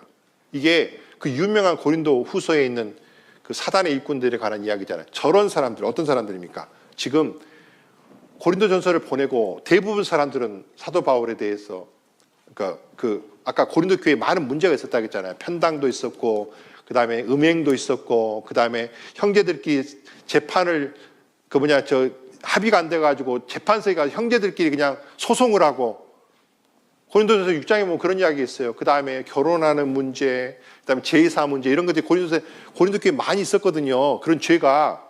근데 그거를 고린도전서를 보고 많은 사람들이 그래도 돌이켰어요. 그거를 디도가 와서 전해준 겁니다. 근데 고린도 교회에는 여전히 거짓 사도들이 있었고 그리고 여전히 사도 바울을 등지고 있는 사람들이 있었던 거예요. 사도 바울의 전도로 구원을 받았으면서도. 그래서 저런 사람은 거짓 사도의 교율의 역군이다. 자기를 그리스도의 사도로 가장하는 자. 그러니까 제가 그랬죠. 사도 바울이 1장부터 7장까지는 좀 점잖게 이야기했는데 9장 이후에 10장부터 11장, 12장, 13절에는 굉장히 강하게 말한다고요. 저런 사람들은 사탄의 일꾼이다. 사탄도 광명의 천사로 가장한다. 대놓고 말하잖아요. 저런 사람은 사탄의 일꾼이다. 쫓아내라. 내가 가면 용서치 않으리라. 그래서 근데 여러분들 왜 이게 중요하냐면 12페이지 그 밑에입니다. 만약 바울이 고린도 교회에서 사도로 인정받지 못하고 거짓된 자들이 사도로 인정받는다면 어떤 문제가 발생할까요? 자, 이걸 이렇게 하겠습니다. 고린도 후서 11장 3절에 보면 뱀이 그 간계로 이와를 미혹한 것 같이 너희 마음이 그리스도를 향하는 진실함과 깨끗하다 어떻게 된다? 부패할까 두려워하노라. 여러분들 거짓 사도들은 결국에는 성도들의 마음을 깨끗하게 만들까요? 부패하게 만들까요? 사탄의 일꾼이니까 당연히 부패하게 만드는 거예요. 그러니까 사도 바울이 사도로서 인정을 받지 못하면 고린도 교회가 완전히 무너지는 거예요. 그렇기 때문에 사도 바울이 굉장히 강하게 이렇게 이제 이야기를 하는 겁니다. 그래서 바울이 사도로서 인정받지 못하면 고린도 교회 성도들은 바울의 권면을 받아들이지 않게 된다. 당연하죠. 오히려 거짓 사도들의 잘못된 교훈을 받아들임으로써 성도들의 마음은 부패할 것을 염려했습니다. 바울은 자신이 대접받고자 하는 마음으로 사도권에 대해서 변한 것이 아닙니다. 사도로 인정받지 못할 경우 복음을 전해서 교회가 세워지는데 걸림이 될 수 있기 때문에 자신의 사도권을 적극적으로 표현한 것입니다. 자, 교회의 일꾼들, 교회에는 일꾼들이 있습니다. 자, 전도인이 있고 장로님이 계시고 집사님들이 계시고 각 부서의 임원들이 있고 교구장님, 그다음에 구역장님, 조장님들, 그 외에 부서장님들, 교회학교 교사들. 이게 이제 교회의 일꾼들이잖아요. 그 일꾼들이 왜 하나님께서 불러주냐면 그리스도의 몸을 세우기 위해서 부르심을 받은 자들이거든요. 근데 만약에 그 앞에서 일하는 교회 일꾼들이 성도들에게 비난을 받거나 일꾼을 인정받지 못하거나 존경받지 못한다면 복음을 전하고 성도들을 온전케 하며 교회를 세우는 일에 제한을 받게 됩니다. 그래서 교회 일꾼들은 성도들에게 존경을 받을 때 일꾼으로서 영향이 커지게 되는데, 자, 13페이지입니다. 존경받지 못하면 어떻게 돼요? 어떤 설교도, 어떤 상담도, 어떤 권면도 성도들에게 긍정적인 영향을 주지 못한다. 그러므로 교회 일꾼들은 권위가 반드시 세워져야 된다. 근데 권위라고 하는 것은 굉장히 중요합니다. 여러분들 생각해 보세요. 여러분들 선생님을 줘야 그 과목이 재밌어요. 좀 비유를 들어볼게요. 제가 고등학교 때 진짜 싫어했던 선생님이 있어요. 그 선생님한테 내가 고등학교 1학년 때 뺨 맞았거든. 그럴 일이 있었어요. 우리 학교가 축구를 되게 잘하는 학교인데 고종수, 윤정환, 기성용 다 우리 학교 출신이야. 어쨌든 축구를 잘하는 학교인데 대통령 금배 결승에 갔어. 막 응원 연습하다가 우리 반이 좀 못했어. 반장 나와. 내가 반장이었거든. 나하고 그 수백 명에서 빰 맞았어요, 제가. 짝짝짝 못했다고. 옛날에는 짝짝짝 와, 짝 요걸 해야 되는데 요걸 틀렸다고. 근데 그 선생님이 화학 선생님이었거든요. 과학 네 과목 중에 화학 성적이 제일 안 좋습니다.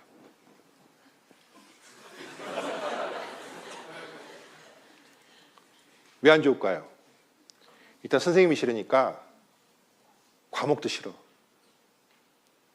보기도 싫고, 진짜 제가 졸업할 때까지 선생님한테 인사 안 하고 다녔어요. 졸업할 때까지. 멀리서 보면 피해버리고, 옆에서 가까이도 가도 그냥 고개 숙이고 가버리고, 끝까지 분이 안 풀리더라고요. 내가 그 수백 명 앞에서 뺨을 맞았다는 사실이 너무 억울해가지고. 나중에 생각해보니까 주님도 그렇게 맞으셨는데, 어쨌든. 그래서, 근데 나중에 보니까 나만 손해야.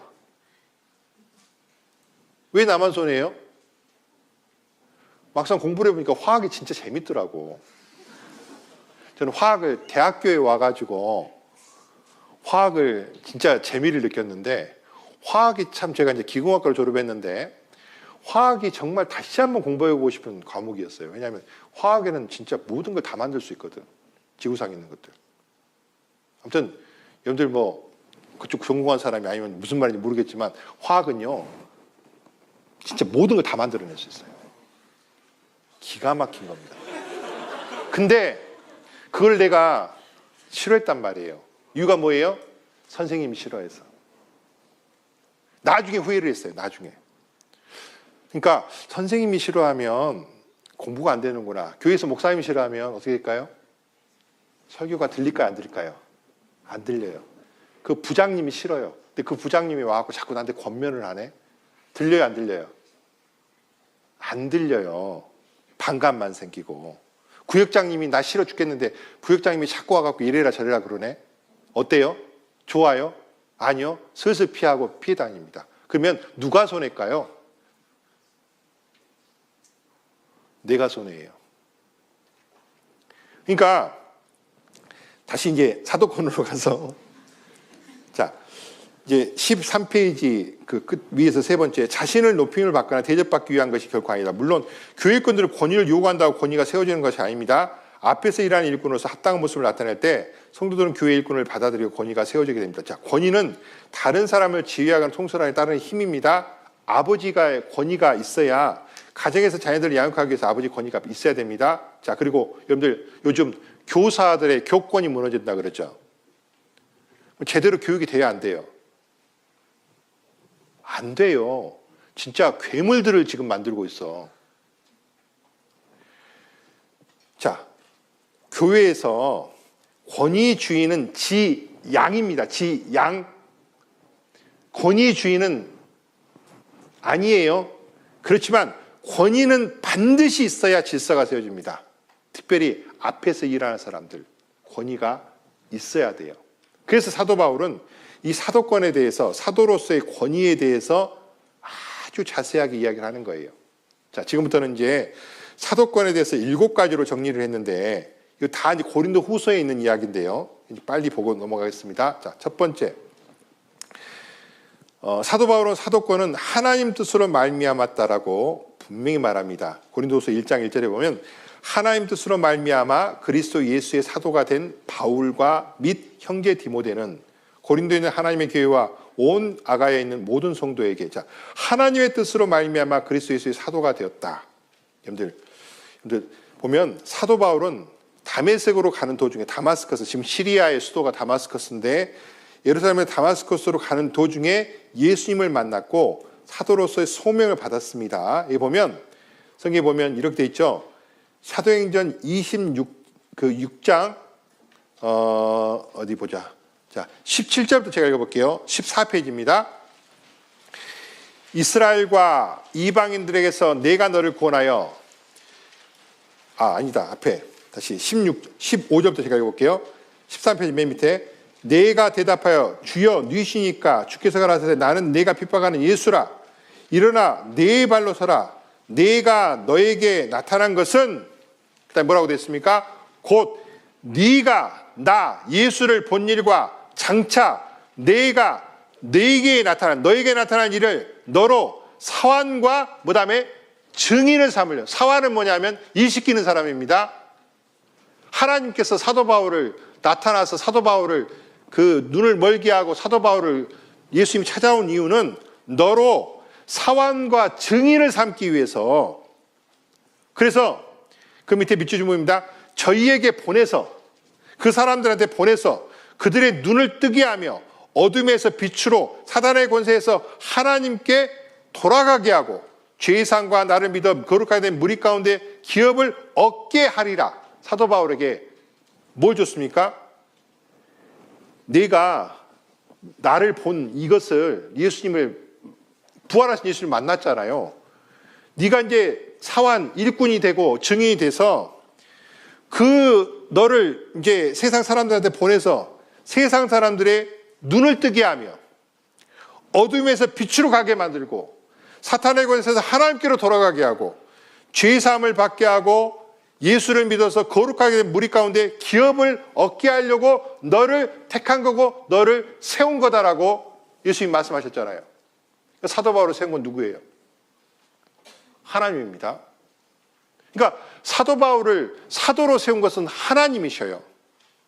그래서 사도 바울을 기록한 대부분 서신서에는요, 하나님의 뜻으로 사도가 되었다라고 아주 반복적으로 이야기합니다. 갈라디아 1장 1절에 보면 오직 예수 그리스도와 및 죽은 자 가운데서 그리스도를 살리신 하나님 아버지로 말미암아 사도된 바울은, 그 다음에 갈라디아 1장 11절에도 내가 전한 복음은 사람의 뜻으로 된 것이 아니라 이는 내가 사람에게 받은 것도 아니요 배운 것도 아니요 오직 예수 그리스도의 계시로 말미암은 것이라. 하나님께로 받았다고 계속 반복적으로 이야기하잖아요. 그래서 사도 바울은요, 이 복음을 전하는 사명감, 왜? 하나님께로 직접 부탁을 받았으니까. 주가 내게 주신 일 뭐지? 천사도 흠모하겠네. 그 찬송 있잖아요. 갑자기 뭐죠? 주님 내게 주 내게 부탁하신 일 천사도 흠모하겠네. 역시 찬양을 잘하시는 목사님 계시니까.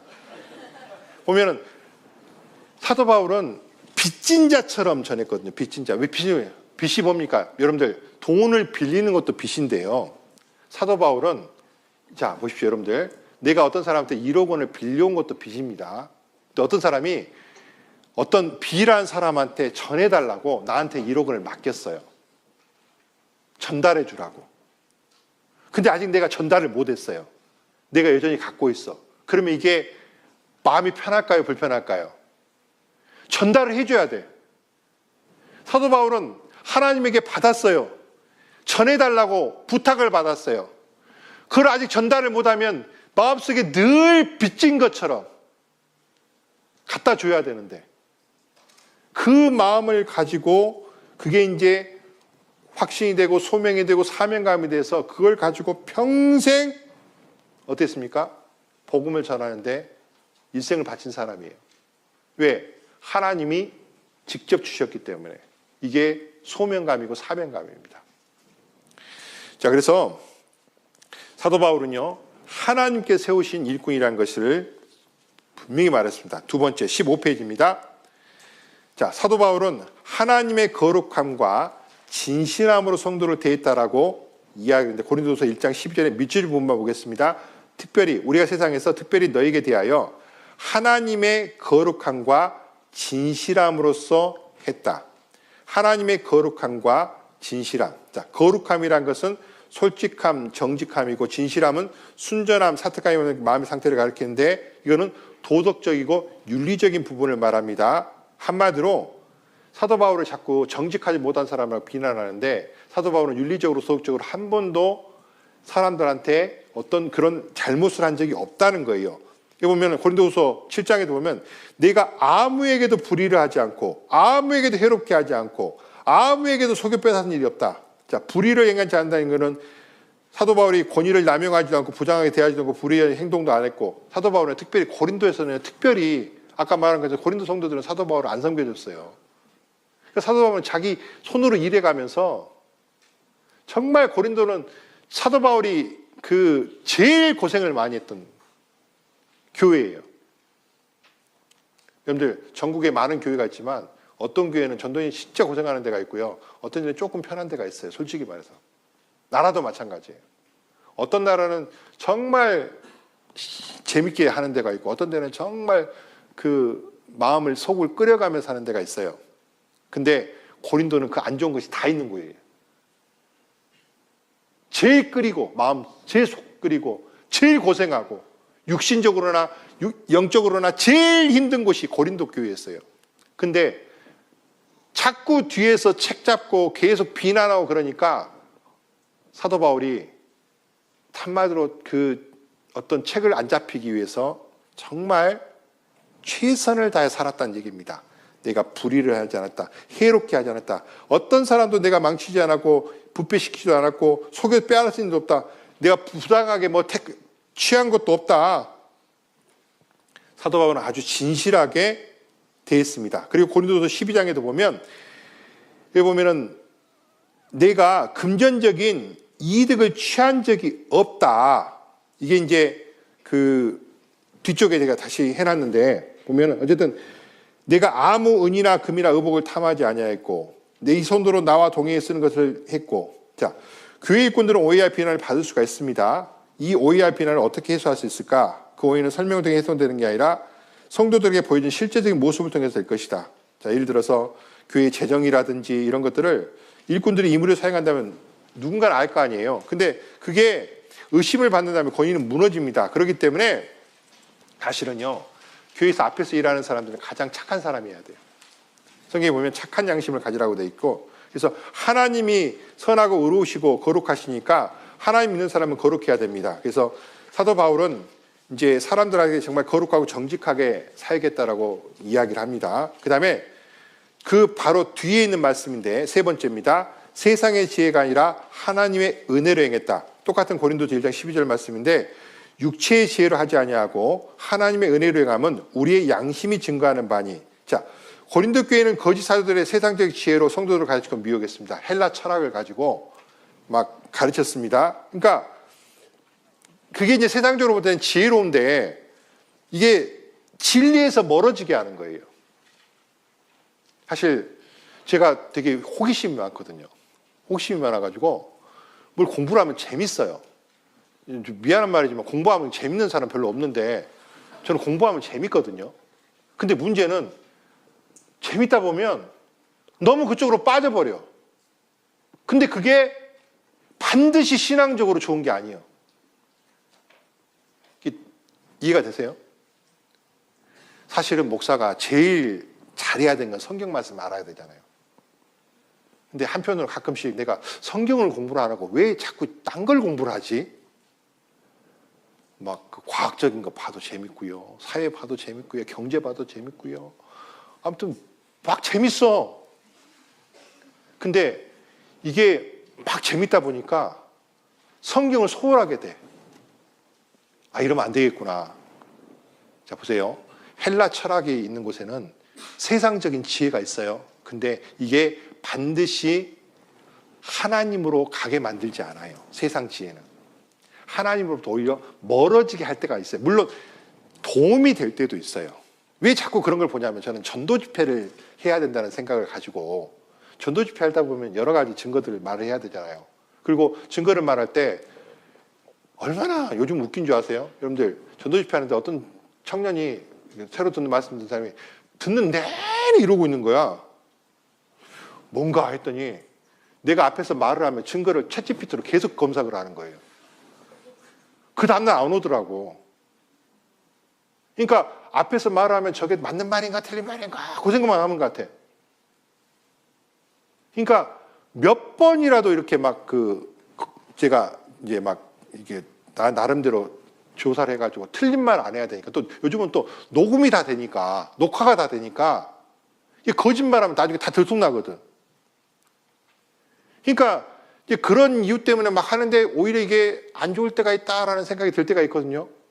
근데 어쨌든 이 세상의 지혜는 한마디로 말해서 도구가 될 수는 있어도 절대로 중심이 될 수는 없거든요. 중심은 하나님 말씀이잖아요. 근데 거기서 자들은 이 철학에 기반을 두고 하나님 진리에서 멀어지게 하는 걸 계속 가르치는 거예요. 근데 그게 굉장히 재밌거든. 그런데 여러분들, 사도 바울은요, 지식에 의해서는 어때요? 그 사람들한테 뒤지지 않을 만큼 엄청난 지식을 갖고 있는 사람이었어요. 하지만 이렇게 이야기합니다. 고린도서 1장에 보면 이런 말씀이 있습니다. 하나님께서 세상의 지혜를 미력케 한 것이 아니요 하나님 지혜에 있어서는 이 세상의 자기 지혜로 하나님을 알지 못하는 거로. 그 다음에 고린도서 2장 4절에도 보면 내 말과 내 전도함이 지혜에 권하는 말로 하지 아니하고 사람의 지혜 있지 않고 사람의 가르친 말로 지혜 가르친 말로 아니하고 오직 성령의 나타남과 능력으로 하고 하나님의 능력으로 전했다. 자기 지식 자랑하는 게 아니라 하나님의 능력으로. 지식 막 자랑하고 했는데 전도 집회했는데 구원 한 사람 못 받아봐. 그러면 그거 뭐냐고. 근데 좀 어눌하게 막 간절하게 했는데 그날 구원을 다 받았어. 하나님의 도움으로. 그러면 그게 진짜 아니에요? 그래서 보면은 자 16페이지 맨 밑에 네 번째, 세상에는 세상적인 방법으로 하나님을 전하고 있는 교회들이 많이 있을 것입니다. 그러나 세상의 지혜로 하나님을 알 수는 없어요. 우리는 말씀을 중심으로 복음을 전해야 됩니다. 재밌는 영상이나 자료들은 즐거움을 주지만 사람의 마음을 변화시키지는 못합니다. 여러 가지 자료가 사람을 구원시키는 것이 아닙니다. 오직 성령의 능력으로 한 사람의 구원을 받고 변화가 되는 것입니다. 그래서 우리는 하나님의 공급하는 힘으로 복음을 전하고 말씀을 전해야 됩니다. 자, 그리고 네 번째, 사도 바울은 성도들을 돕는 자였다. 지배하고 다스린 자가 아니라 성도들을 도와주는 사람이었다. 자, 고린도서 1장 24절, 우리가 너희 믿음을 주관하려는 것이 아니요 오직 너희 기쁨을 돕는 자가 되려 함이니. 자, 주관하다는 얘기는 어떤 거에 주권을 가지고 있다. 그러니까 바울은 고린도 성도들을 지배하려고 하지 않았고 그들을 어떻게든지 도와주려고 하는 사람이어서 사도 바울은 자기 자신이 그들의 종이 됐다는 것을 전파를 했거든요. 보면 고린도후서 4장, 이것도 고린도후서 말씀이잖아요. 우리가 우리를 전파하는 것이 아니라 오직 그리스도 예수의 주님 되신 것과 또 예수를 위하여 우리가 너희의 뭐가 된 것을? 종이 된 것을 전파한다. 자, 존 칼빈이 자, 목회자들은 사람의 양심에 대하여 특별한 지배권을 가지지 못한다. 왜냐하면 그들은 지배자가 아니라 봉사하는 사람들이며 돕는 사람이기 때문이다. 이것은 항상 변하지 않는 원칙이다. 한마디로 앞에서 일하는 사람들은 돕는 사람. 그러니까 여러분들 세상에서는 앞에 있는 사람이 뭐 하는 사람이에요? 지배를 하잖아요. 여러분들 여기 편하게 살다가 여기 대학생들 많이 있는데 직장 딱 가는 순간에 이제 아주 정말 세상에서 만나보지 못한 악인들을 만나게 될 겁니다. 그리고 남자들은 군대 가보면 한 달 고참이 악한, 요즘은 안 그런가? 우리 때는 바로의 고참이 더 무서웠어요. 왜냐하면 사람이 권세가 있거든요. 권세가 있으면 누르려고 해요. 지배하려고 하고. 그게 제일 많이 나타나는 것이 군대고 그 다음에 직장이에요.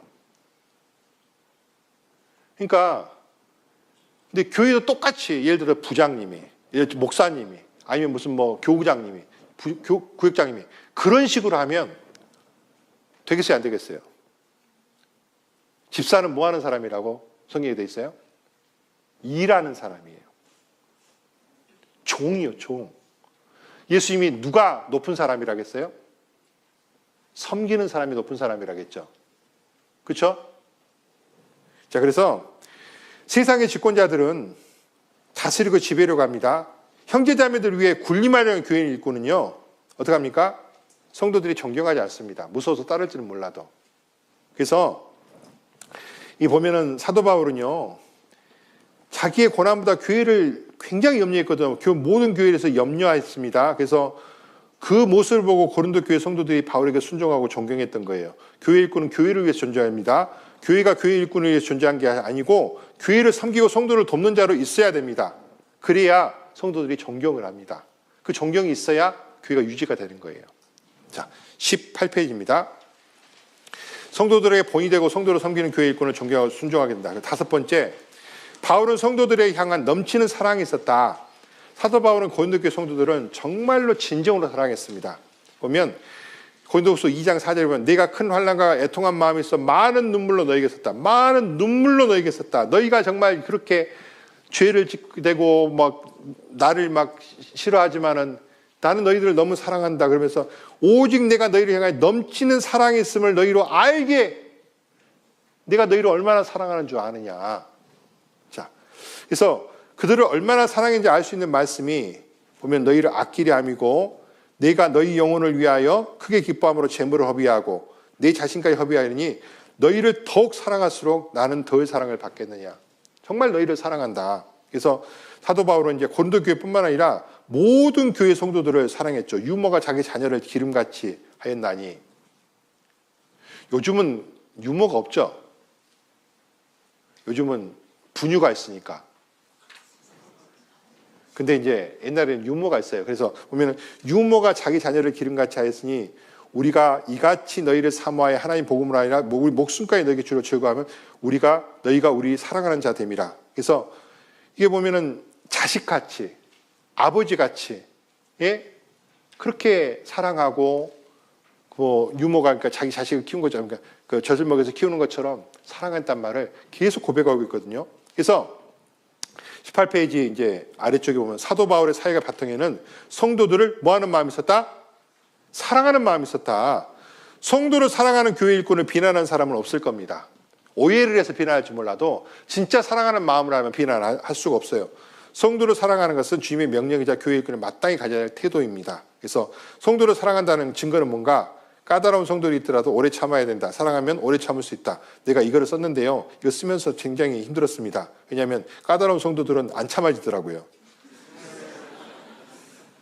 그리고 나한테 안 좋게 한 사람들은 안 참아져요. 그리고 막 내 마음에서도 막 화가 나요. 내가 전도인만 아니었으면 가만히 안 뒀던데 막 이런 거 있잖아요. 아 진짜 그런 마음이 생긴다니까. 근데 이제 계속 말씀을 묵상하고 또 하나님 안에 있다 보면 어느 순간 이제 마음이 풀려요. 아, 주님이 저분도 위해서 돌아가셨는데, 그리고 어차피 천국에서 같이 살 사람인데, 안 그래요? 영원히 같이 살 사람이잖아요. 그래서 사랑을 오래 참고 보면은 모든 것을 참으며 모든 것을 믿으며 모든 걸 바라며 모든 걸 견디느니라. 사랑이 참 힘들어요. 근데 사도 바울은 사랑했다고 이야기했습니다. 자, 그래서 19페이지입니다. 주님의 양이라는 것과 내게 맡겨주는 양이라는 것을 알고 끝까지 사랑해야 됩니다. 그래서 그 다음에 이제 바울은 추천서는 성도들이었다. 무슨 말입니까? 사도 바울은 아까 말한 것처럼 요즘 말한 것처럼 졸업장을 갖고 다니지 않지만 출한 없지만 실제로 나의 추천서가 누구냐? 이번에 고린도서 3장 2절에 너희가 우리의 편지라 우리 마음을 썼고 무사람을 알고 있는 바라. 자, 그 다음에 고린도서 9장 2절에도 보면 다른 사람에게는 내가 사도가 아니지라도 너희에게는 사도니 나의 사도됨을 주 안에서 인친 것이 너희라. 고린도 교회 성도들, 너희들이 누구가 전해서 말씀을 전해서 구원받았니? 사도 바울이 씨를 뿌렸고 아벨로가 물을 줬다. 근데 그랬음에도 불구하고 사도 바울을 막 비난하고 그런 거 볼 때 얼마나 기가 막혔겠어요? 자기들이 구원을 받았다는 것도 인정을 할 거예요. 자, 그러면 보면은 이제 교회 일꾼은 하나님이 세우시라는 전도자라는 외적인 증거가 뭐냐 하면 그걸로 인해서 구원받은 사람들이에요. 그리고 삶이 변화된 사람들이에요. 그래서 사도행전서 2장에 보면 우리의 소망이나 기쁨이나 자랑의 면류관이 무엇이냐? 그의 강림하실 때 우리 주 예수 앞에 너희가 아니냐? 너희는 우리의 영광이요 뭐다?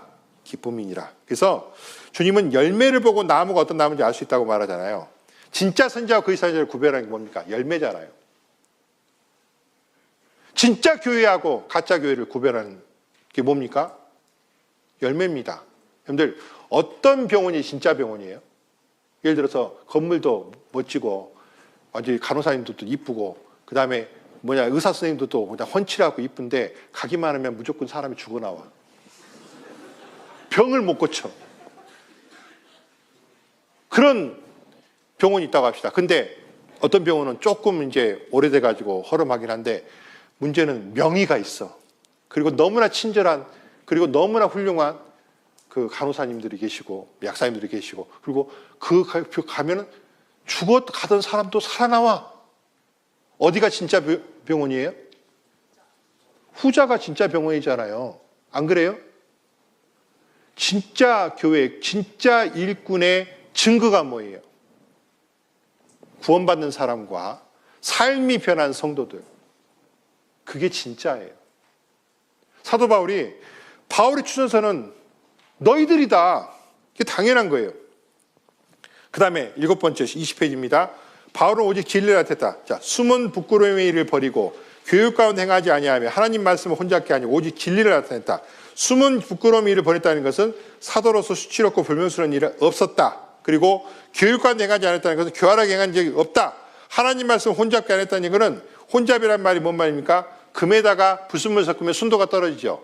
그 다음에 포도주에다가 불순물 섞으면 포도가 떨어지죠. 혼잡이 그거예요. 그러니까 섞는 게 아니라는 거예요. 그러면서 사도 바울은 22페이지입니다. 거짓 사도들과 다르게 오직 진리의 말씀을 전했다. 이것이야말로 하나님께 세우시라는 사도라는 가장 확실한 추천사가 된다. 그래서 사도 바울은 말씀에 대한 풍성한 지식이 있었고 진리의 말씀을 그들에게 전했습니다. 내가 비록 말에는 좋으나 지식에는 그렇지 않다고 했잖아요. 그래서 특별히 교회의 일꾼들은 하나님 말씀을 전하는 자들입니다. 이게 목사님만 있는 게 아니고요. 교회학교 교사들도, 제가 교회학교 교사를 7년을 했는데 전도인이 되기 전에 여기에 제가 만든 머릿돌 갖고 공부한 사람들 많이 있을 거예요. 혼자 만든 건 아니고 우리 팀에서 교재개발팀 있잖아요. 교재개발팀에 거의 초창기 멤버였으니까 참빗도 거기서 만들었고 머릿돌도 만들었으니까요. 내가 만들었다고 하면 안 됩니다. 여러 선생님들이 같이. 근데 어쨌든 그 과정 속에서 아이들한테 말씀을 전할 때 정말 기쁨으로 했거든요. 농화선교부도 4년을 했는데 농화인들한테 복음 전할 때도 기쁨으로 했어요. 그러니까 이게 이제 반드시 이게 전도인만 아닙니다. 보면은 특별히 말씀을 맡은 교회 일꾼은 하나님 말씀을 전하는 자입니다. 그들은 비록 죄를 멀리하고 걸어가 다니라 할지라도 말씀에 대한 풍성한 지식이 없다면 인정받지 못할 거예요. 아까 말한 것처럼 세상 일은 너무 잘하는데 말씀에 별로 모른다 그러면 인정받지 못하죠. 그래서 요즘은 이제 조금 줄이고 말씀을 더 많이 보려고 나름 노력을 많이 하고 있습니다. 그래서 성경을 바르게 알아야 다른 사람들을 올바르게 지도할 수 있습니다. 그러면 성경을 자세히 연구하고 상고해야 됩니다. 그래서 말씀을 배우는 건 자신이 먼저 깨달아야 됩니다. 그러기 위해서 말씀을 사모해야 되고 성경을 연구해서 성경 중심으로 말씀을 전해야 됩니다. 말씀이 풍성하면 어떤 상황에서도 누구에게나 말씀을 전할 수 있습니다. 전쟁에 승리하기 위해서는 반드시 칼이 필요합니다. 여러분들 그 에베소 6장에 보면 전부 방어 도구예요. 근데 공격 도구가 딱 하나 있습니다. 뭡니까? 칼이죠. 믿음의 방패, 구원의 투구, 흉배, 의의 흉배, 그 다음에 진리의 신고 다. 근데 유일하게 다 방어 도구인데 뭡니까? 말씀만이 공격 도구예요. 여러분들 축구에서 수비 아무리 잘해도 절대 못 이깁니다. 수비를 굉장히 잘하면 최세가 뭐예요? 비기는 거죠. 근데 이기려면 어떻게 해야 돼요?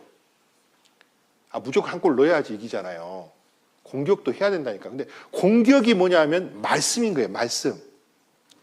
그래서 칼이 필요합니다. 말씀에 대한 분별력은 더 중요하죠. 틀리게 알면 듣는 사람도 틀리게 합니다. 그래서 우리가 기억해야 될 것은 사도 바울과 같이 교회 일꾼도 성도들 앞에 당당해야 되고 그들 합당의 봉사 사역을 할 수 있는 데 영향이 커집니다. 그리고 우리를 교회의 목사와 교사로 세우신 목적을 잊지 않아야 됩니다.